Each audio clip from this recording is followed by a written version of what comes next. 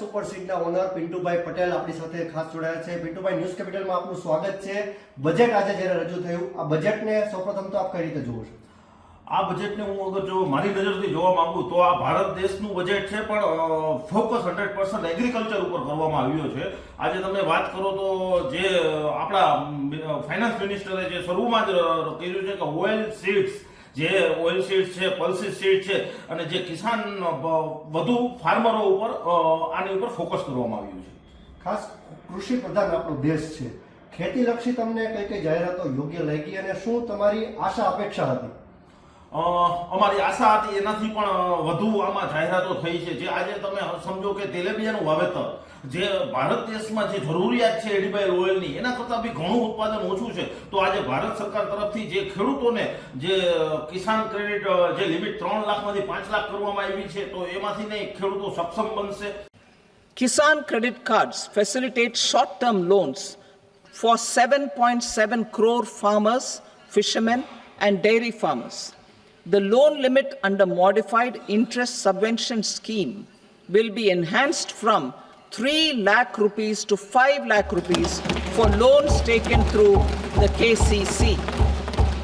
બીજું કે યુરિયા ખાતર જે ખેડૂતોને ટાઈમે મળતું નહોતું, અને જે નવા પ્લાન્ટની જાહેરાત કરવામાં આવી છે એમાં બી ખેડૂતોને સમયસર યુરિયા મળી જશે।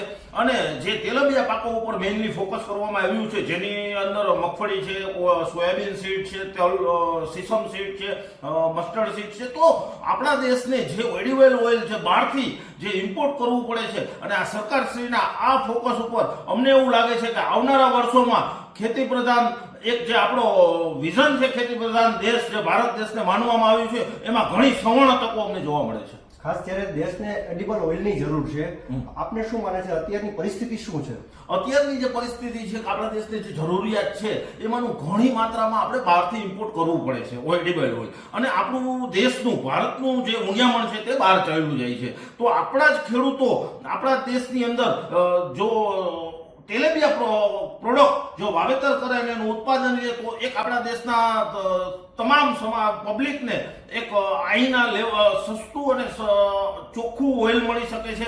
જે પામ ઓઇલ આવે છે એ ક્યાંક ને ક્યાંક આપણને નુકસાન કરે છે। આજે મગફળીનું ઓઇલ છે, સોયાબીન ઓઇલ છે, એ આપણા દેશનું આપણું અને ઉંડિયામણ પણ ભારત દેશનું બચી શકે છે। તો અમને એવું ફોકસ છે કે આ બજેટ દ્વારા એગ્રીકલ્ચર, આ બજેટ ભારતનું બજેટ કરવા પડે એગ્રીકલ્ચર બજેટ માનવામાં આવે છે। ખાસ બોમ્બે સુપર સીડ કરોડો લોકોનું એક જેને કહેવાય કે વિશ્વાસની કંપની, હવે લાગે છે કે આ બજેટમાં જે રીતે પ્રાધાન્ય કૃષિને આપવામાં આવ્યું છે, ખેતીને આપવામાં આવ્યું છે, વિશ્વાસ વધુ પ્રબળ બનશે?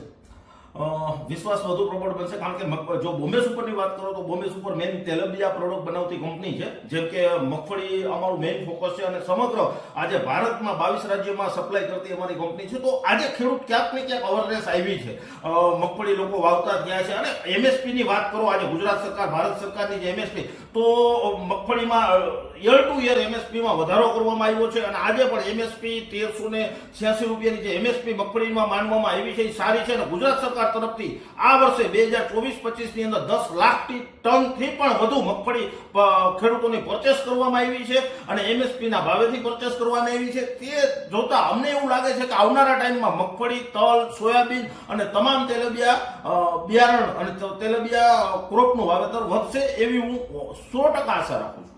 આ હતા બોમ્બે સુપર સીડના ઓનર પિન્ટુભાઈ પટેલ, તેમણે હર્ષભેર કેન્દ્ર સરકારના બજેટને આવકાર્યું છે। કેમેરા પર્સન અભય ત્રિવેદી સાથે ઋષિ દવે, ન્યૂઝ કેપિટલ, રાજકોટ।